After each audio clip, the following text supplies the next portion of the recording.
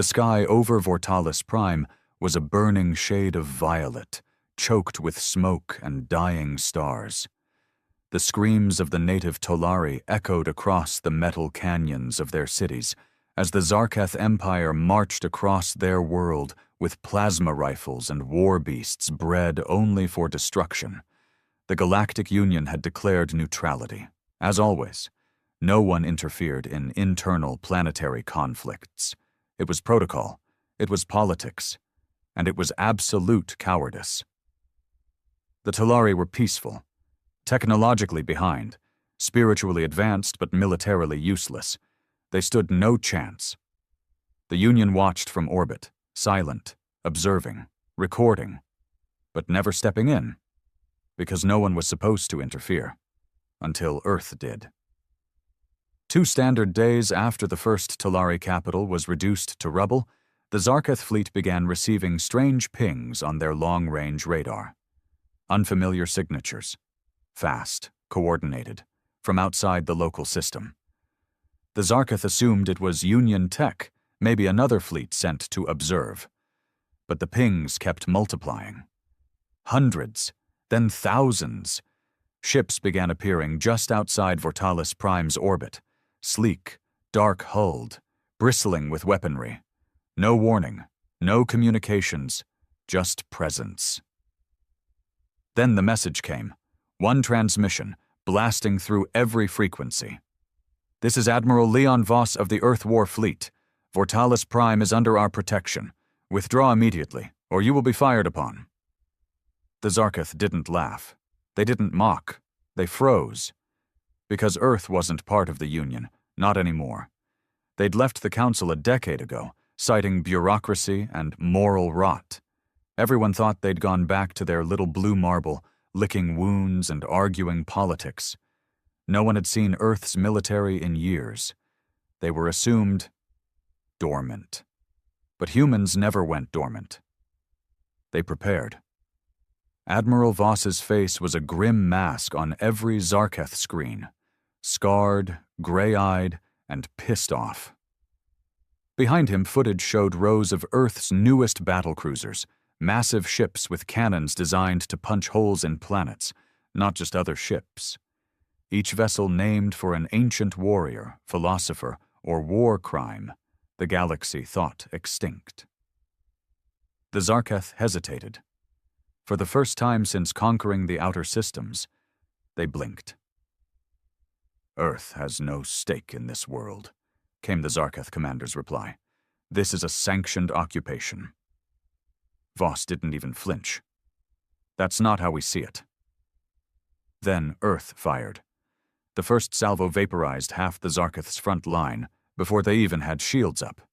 Earth's war fleet didn't fight clean. They fought to win. Jamming enemy communications, hacking into Zarketh AI systems, dropping Black Ops teams directly onto enemy carriers mid-battle. The Zarketh hadn't seen tactics like this in centuries, because humans didn't fight like the others. They didn't care for glory. They didn't care for honor.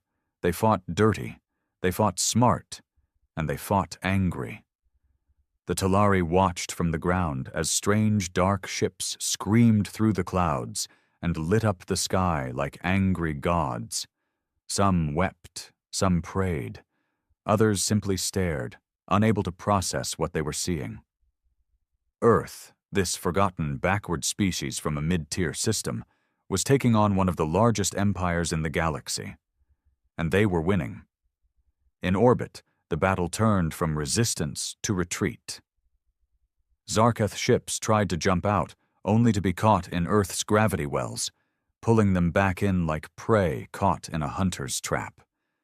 The carnage was surgical, efficient, brutal.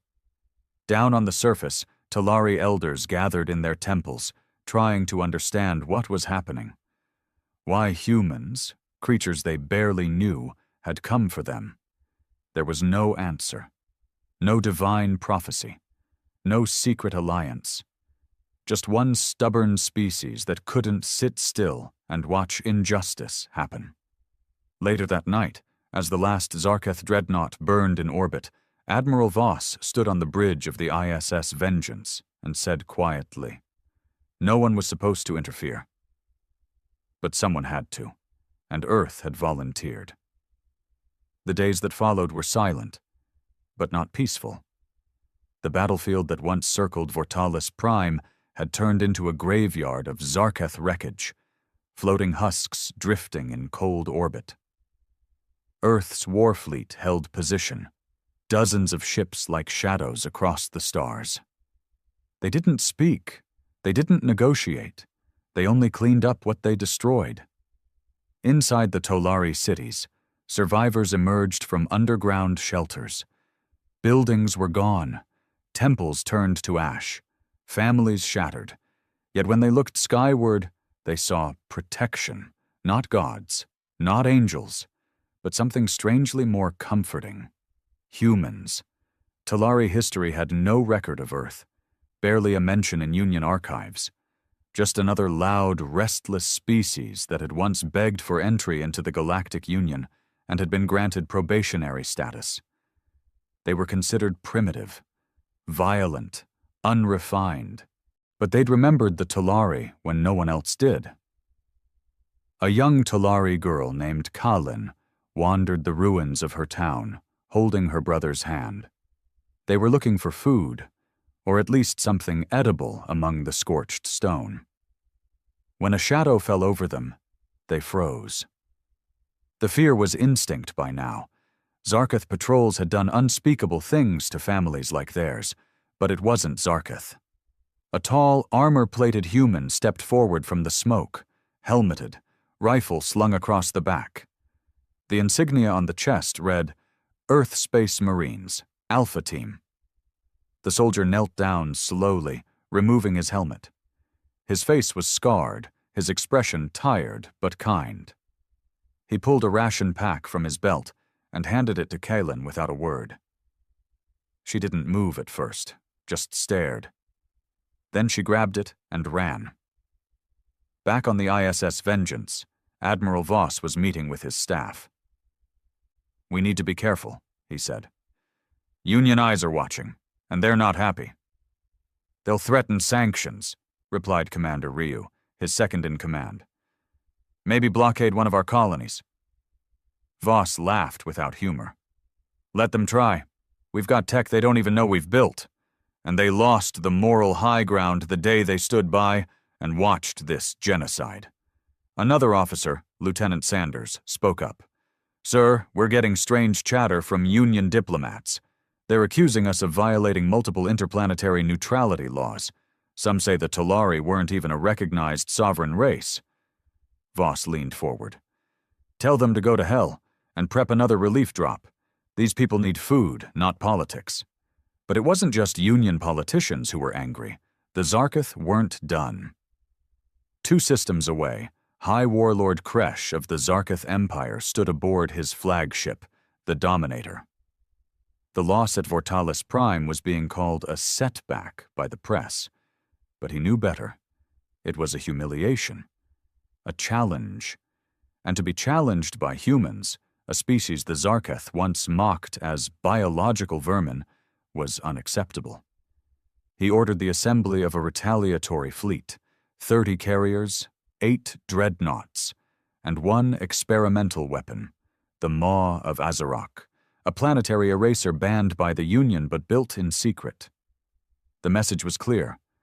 Earth would pay, but they underestimated humanity again, because Earth didn't wait to be attacked.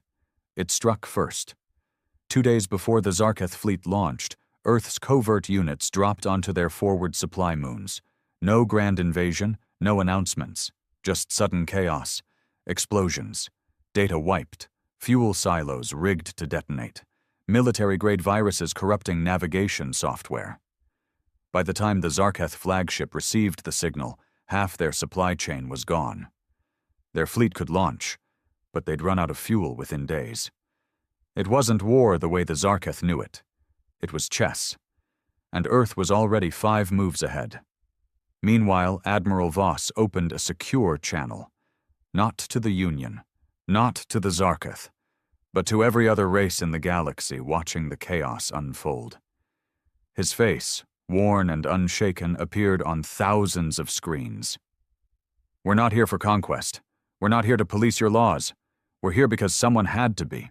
If you stand by and watch evil, you are part of it. If the Union wants to expel Earth from the galactic table, so be it. We'd rather stand alone than sit in silence with cowards." It was the beginning of something larger. Not just a war, a movement. And Earth, loud, dangerous, underestimated Earth, had just become the spark. The shockwaves of Earth's interference didn't just ripple, they shattered silence across the galaxy. In the shining halls of the Galactic Union, chaos reigned behind velvet curtains. Delegates screamed across chambers. Words like illegal, unilateral, and unstable were hurled like grenades. But beneath the polished outrage was fear. Fear that Earth had not only violated interstellar law, but exposed how worthless it really was. Ambassador Drexen of the Tellerith Confederacy, a longtime critic of humanity, slammed his fist against the podium. "This kind of reckless interventionism undermines the very fabric of peace the Union was built upon." "Peace?" retorted the Marnak envoy, eyes narrowing. "Is that what we call watching a peaceful civilization burn while sipping wine on observation decks?" The chamber broke into murmurs. For the first time in centuries, the Union looked fractured. Outside that chamber, however, the reaction was far more visceral. Across fringe colonies, trade hubs, and even pirate outposts, something changed. The footage of Earth's fleet obliterating the Zarketh wasn't just news. It became legend. People whispered about humanity again, not as primitives, but as warriors, protectors, avenging demons in steel. Even races who once laughed at Earth's chaotic politics now replayed Admiral Voss's speech in admiration. One such listener was Coyle, a former smuggler turned mercenary on the run from Union law. Sitting in a dive bar on Grellick Station, he watched Voss's face on a flickering holoscreen and muttered, "Damn, those Earth bastards finally did something no one else had the balls to do." "You think they'll win?" asked a Brelthy engineer beside him. Kyle chuckled. "They already did." They woke us up. Back on Vortalis Prime, things were changing too. Earth engineers began rebuilding power grids, restoring water systems, and even constructing temporary shelters for displaced Talari. Not because they had to, but because they wouldn't walk away from half-finished justice. Ka-Len, the young Talari girl, had started shadowing the Earth Marines, mimicking their movements. The same soldier who gave her the ration pack, Sergeant Juno Clark, had taken notice. He started teaching her words in English, and in return, she showed him Talari songs of mourning. It wasn't just recovery. It was connection. Admiral Voss, however, knew the storm was far from over. He sat alone in his quarters, reviewing intelligence. The Zarketh were bleeding, but they weren't dead. And now they were angry, and worse, desperate. His analysts confirmed a pattern: coordinated disappearances of entire research stations in Zarketh territory. Too clean, too sudden. Something was coming. "Sir," Commander Ryu buzzed in. "Long-range probes detected movement on the edge of the Ilias Void. Zarketh energy signatures. Big ones. They're hiding something." Voss didn't blink. "Prep the fleet. We move at dawn." "But sir," Ryu hesitated, "we're already pushing capacity. Engineers are stretched. Crews are exhausted." Voss's voice dropped cold. "If we wait for the Union to act, Vortalis will be the first of many. And if the Zarketh unleash what I think they're building, we'll be counting fallen planets, not bodies. Elsewhere, in the heart of Zarketh territory, High Warlord Kresh stood before the Maw of Azarok. It wasn't a ship, it was a weapon. Shaped like a god's dagger, this monstrous construct was designed to collapse planetary cores from orbit, leaving nothing but molten ruin. Forbidden by every galactic treaty, but Kresh didn't care. Earth had embarrassed him, had ruined centuries of conquest. He would answer with extinction. "Is it ready?" he growled. The lead technician nodded. Power core stabilized. One planet-wide test will finalize calibration. Kresh turned toward the stars. Target Vortalis. Back in orbit, above the Tolari homeworld, Earth's sensors pinged violently. A mass, colossal and inbound, had just entered their quadrant. And it wasn't a fleet. It was a monster. The stars didn't just blink. They vanished. From the observation decks of Earth's lead dreadnought, ISS Vengeance, the crew watched as a black silhouette emerged from hyperspace. Slow, deliberate, impossibly massive. It wasn't shaped like a vessel. It didn't glide or drift like a fleet would. No, it loomed. The maw of Azeroth had entered the system. Jesus Christ, someone whispered on the bridge. No one responded. Because the thing filled half the sky, sensors struggled to lock onto it, not because it was cloaked, but because it bent light and gravity around itself. Even Earth's advanced tech couldn't fully comprehend what it was made of. All Admiral Voss knew was this. It wasn't just a weapon. It was a message. Down on the surface, Tolari elders fell to their knees. The arrival of the maw was like a dark eclipse. The sky turned red as clouds caught the pulse of the thing's drive engines. Kalin, holding her brother's hand, stared at it in silence. Even she could feel it. The hum, the vibration in her chest, like something ancient was waking up.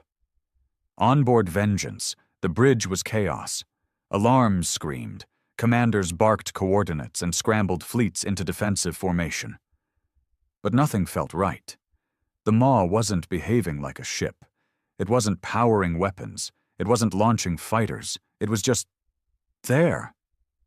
Voss stood, jaw tight. It's charging something. It doesn't need to fight us. It came for the planet. Sir, Ryu called, if it fires on Vortalis, our ground teams, the Tolari. They'll be erased, Voss said grimly. All of them. He slammed his fist down. Not on my watch. Within moments, Voss issued the most desperate order in Earth's war protocol. Divine Shield. Every orbital cannon turned toward the maw. Carriers moved into sacrifice positions, blocking trajectories, calculating suicide burns. He wasn't planning a fight. He was planning a wall. Humans had fought on 100 worlds, but this was madness. And yet every ship obeyed, because humans were stupid like that. They stood between death and strangers. Below, Sergeant Juno Clark gathered his squad. Evacs inbound. We're pulling civilians now. Get those kids loaded. Move. As engines roared overhead, dozens of human transports pierced the clouds, touching down amidst Tolari ruins to pull as many survivors as possible. But it was a race against time. The maw lit up. Not with fire, but silence. All sound in the system dropped to zero. No static. No hum. Even the wind stopped. Then came the vibration, deep, bone-rattling, ancient, like the universe had a voice, and it had finally decided to speak. And its word was death. Earth's war fleet opened fire. Plasma cannons, kinetic slugs, orbital lances, everything. The space around the maw turned white with fury. Its outer shell cracked. Pieces flew off, but it didn't slow. Its core, a deep, glowing abyss of pure gravitational fire, began expanding. Voss shouted through comms, "Redirect all planetary cannons. Get me a power surge from the reactor. If we go down holding the damn line." And just as the maw reached critical charge, a flicker, a blip. A single vessel, long-range and off-grid, appeared from deep space FTL. The ISS Eclipse, thought destroyed 5 years ago in the Orion ambush, emerged behind the maw with its engines redlining and hull bleeding fire. Its captain, Commander Eliza Corrin, opened a direct channel. "No time to explain. Targeting breach point. Going in." Voss's eyes widened. "Eliza, that ship's not rated for a suicide run." Her voice was quiet, steady. "I know." and the Eclipse surged forward. Dodging debris, slipping through blind spots, the vessel spun and accelerated toward the Maw's vulnerable rear. A section Earth's earlier bombardment had compromised. As it pierced the barrier, the ship began to break apart. But Corrin didn't stop. She armed the core. Fusion destabilized. The Eclipse exploded inside the Maw like a dying star, and everything went white. The shockwave struck every ship, shook the planet, and even knocked several orbital defense systems offline. But when the light cleared, the Maw was gone. Not destroyed, erased. Whatever Earth's fleet hadn't damaged, the Eclipse had undone from within. Silence returned. Then sound. Then breath. On the bridge of the Vengeance, Voss sat down, eyes stinging. No one spoke. They didn't cheer, they didn't celebrate, they just lived. And down on the surface, Kylan looked up and saw, for the first time in weeks, the real sky. Free of shadows. The aftermath wasn't peace, it was mourning. The sky above Vortalis Prime had cleared, but what hung in the air now wasn't danger. It was the weight of sacrifice. The Maw of Azeroth was gone, but so was the ISS Eclipse.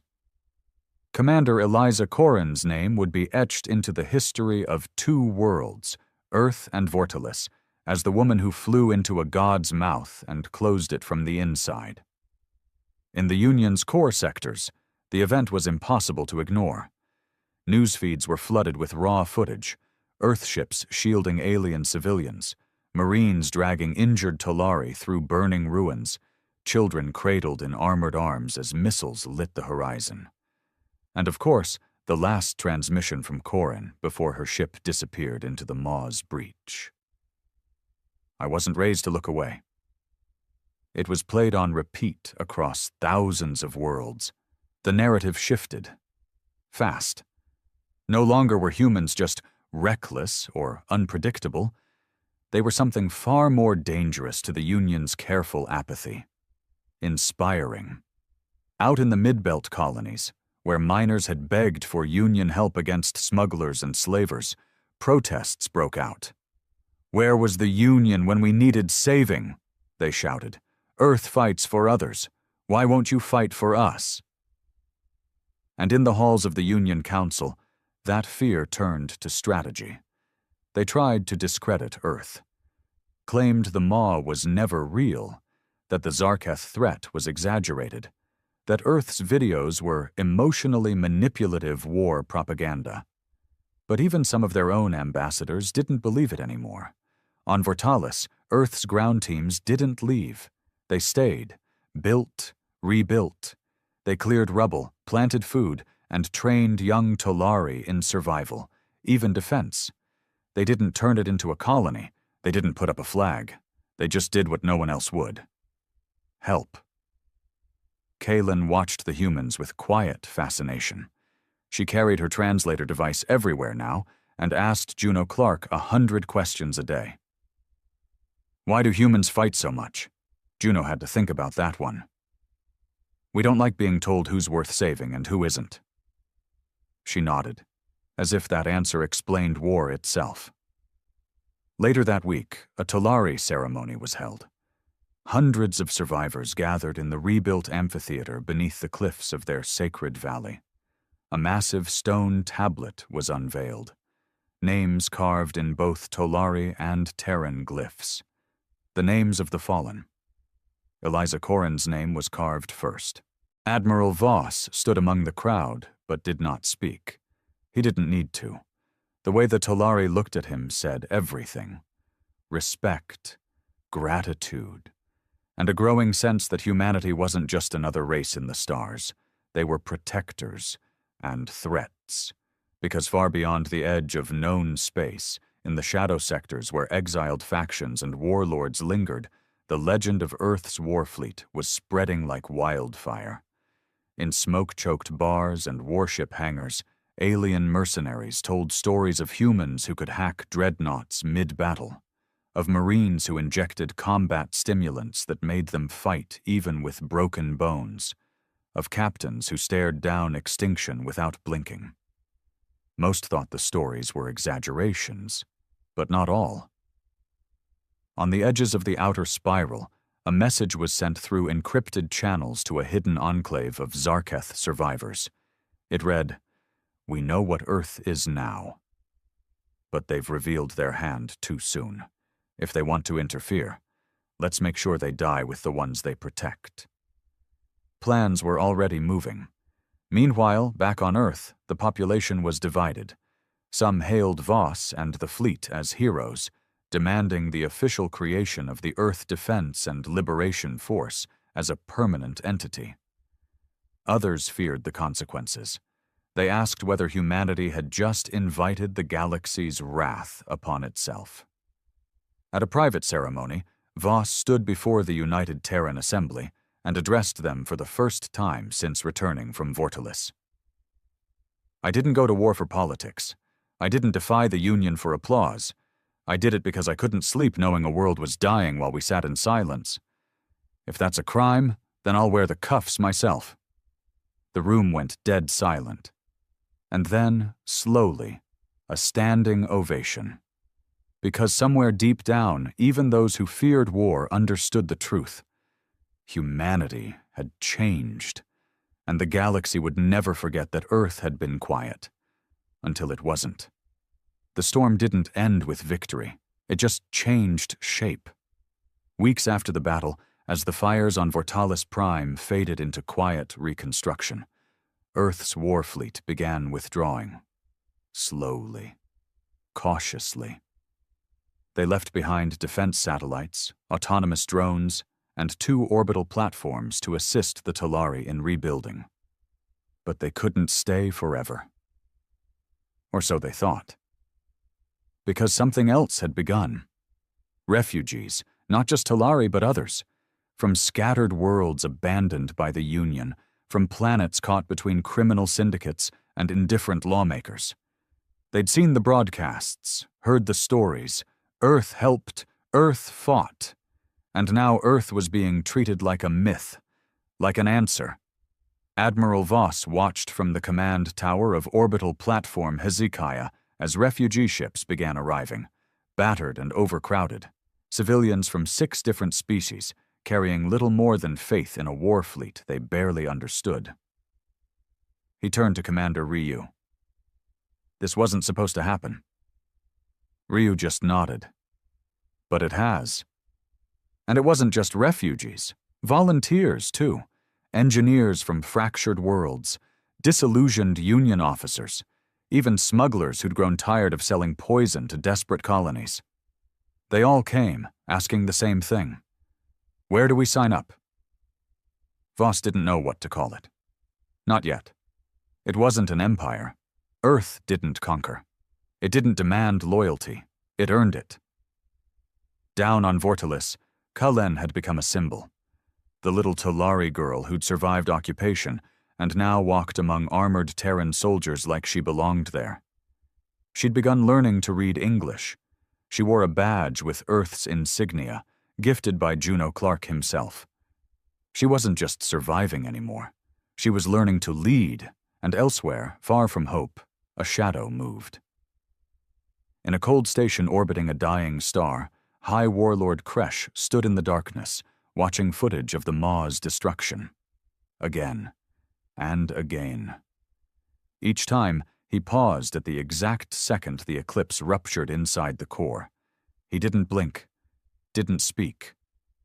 Behind him, a new figure entered, one not Zarketh, but worse, a member of the Varn Collective banned from Union diplomacy and exiled to the fringe for biological experimentation. They had no face, just a shimmering veil of synthetic nerves stretched across bone. "They have spirit," the Varn hissed. Kresh turned slowly. "They have teeth." "And now they have followers," the Varn replied, amused. "Careful, Warlord. A movement built on martyrdom and mercy is harder to crush than a planet." Kresh grunted. "Then we'll burn the idea. Burn every world that whispers it." He turned to a hologram projecting a long-abandoned outpost near the galactic spine. Begin Project Hollow Star. If Earth wants war, we will teach them what war means. Back in the Inner Rim, the Union fumbled for relevance. Earth had sparked something they couldn't control, and fear turned to bureaucracy. Closed-door sessions were held to discuss the Terran problem. Words like sanctions and containment floated again. But some delegates pushed back. The Marnak envoy, once neutral, now warned, "You treat Earth like a threat, but to the people beyond this chamber they are already saviors. Do not provoke what you cannot intimidate." Too late, because Earth wasn't waiting. Inside an undisclosed facility on Mars, classified blueprints were being laid out. Voss had given approval for the rapid expansion of Earth's defense fleet. But it wasn't just more ships. It was something new. Project Nightbane, a hybrid warship built from Zarketh tech, salvaged Maw fragments, and pure Terran aggression. Designed not just for war, but for psychological impact. Its mission would be simple: arrive first, speak last, and leave nothing but silence in between. Juno Clark had been selected to command it.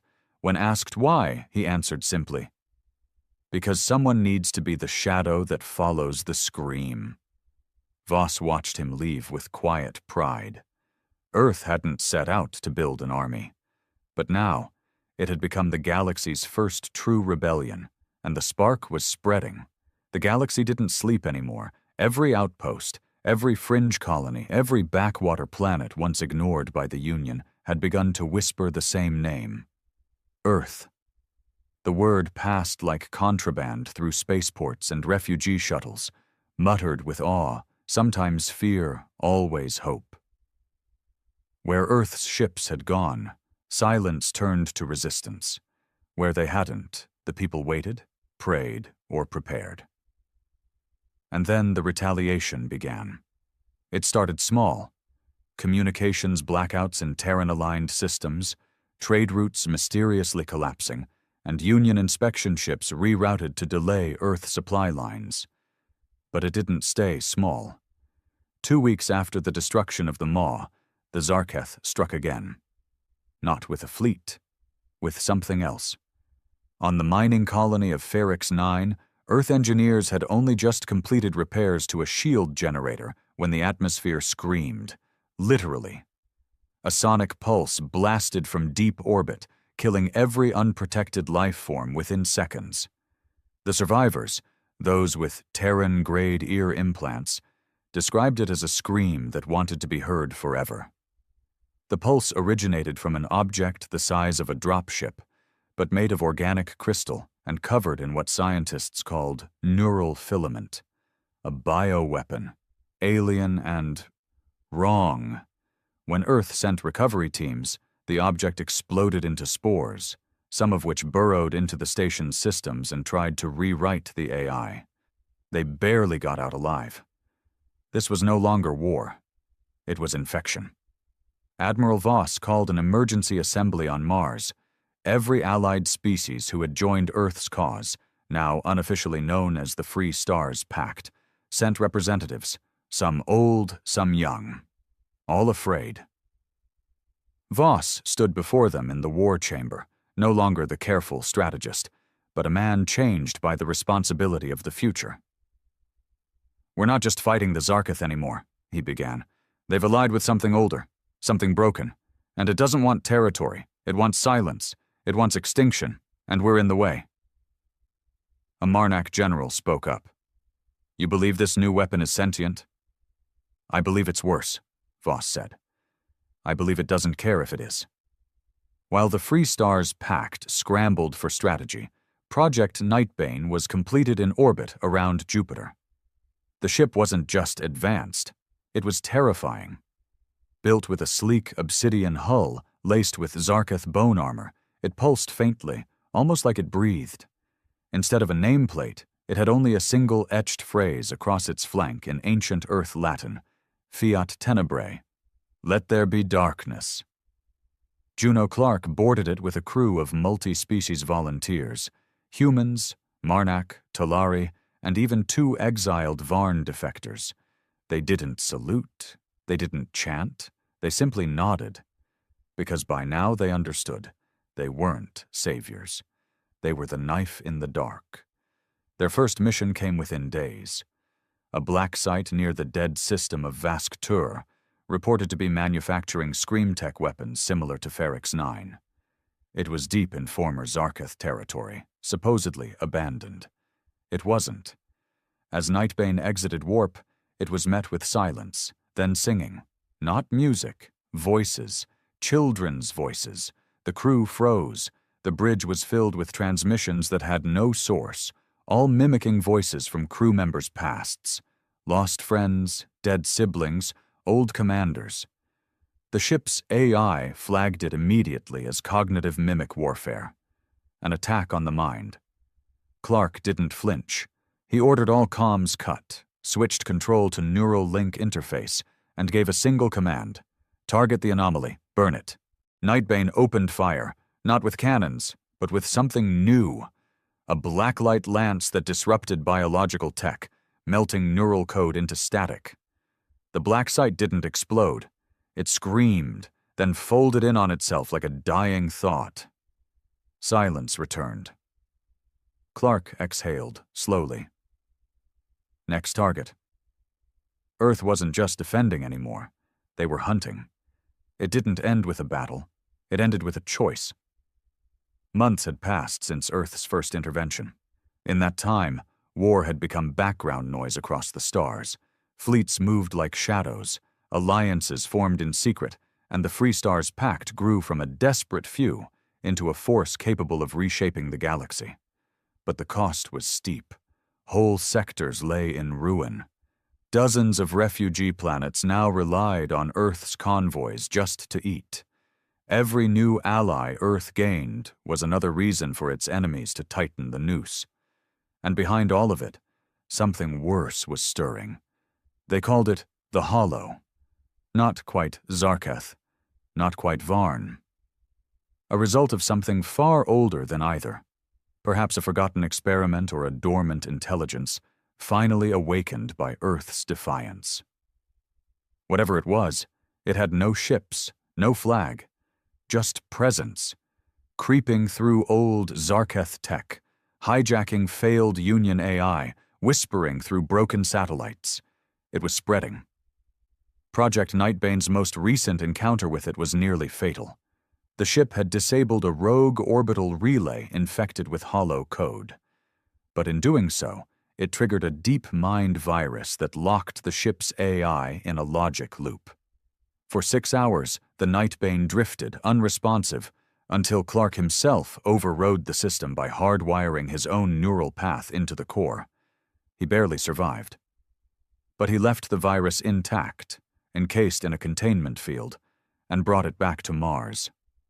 Voss stared at the thing in its prison. A cube of red light, pulsing gently, as if breathing. Scientists debated whether it was alive. Theologians debated whether it was evil. The AI refused to even describe it. They asked Voss what to do with it. He didn't hesitate. Send it into the sun. But before they could, the cube pulsed and spoke, not with words, with memory. Suddenly, everyone on the observation deck was there, reliving a moment they'd never shared, a battlefield, Earth soldiers screaming, Union ships retreating. But more than that, they felt what the cube wanted them to feel. Shame, pain, failure. It didn't threaten. It judged. The cube's message was clear. You're not saving the galaxy. You're unmaking it. Your interference is the infection. We are the cure. And for the first time since this war began, Voss looked shaken. Back on Vortalis, Kalin stood atop the high cliffs, now dressed in an Earth Fleet cadet's uniform, watching the stars. Her planet was healing. Slowly. But she knew it wouldn't last. Not unless someone kept watch. She wasn't a child anymore. She had chosen her path. She had chosen Earth. On Mars, debate erupted across the assembly. Do they go to full war with the Hollow? Do they keep expanding, keep fighting, when the galaxy seems to be unraveling under the weight of this new force? Or do they do the one thing no one expects? Stop? Voss took the floor, for the last time. We didn't come out here to be heroes. We didn't build fleets to wear medals. We did it because someone had to say, enough. The Union couldn't. The Zarketh never would. So we did. And maybe we are the infection to a system that grew too quiet, too comfortable letting people die quietly. So be it. I'd rather be an infection than a coward. The chamber was dead quiet.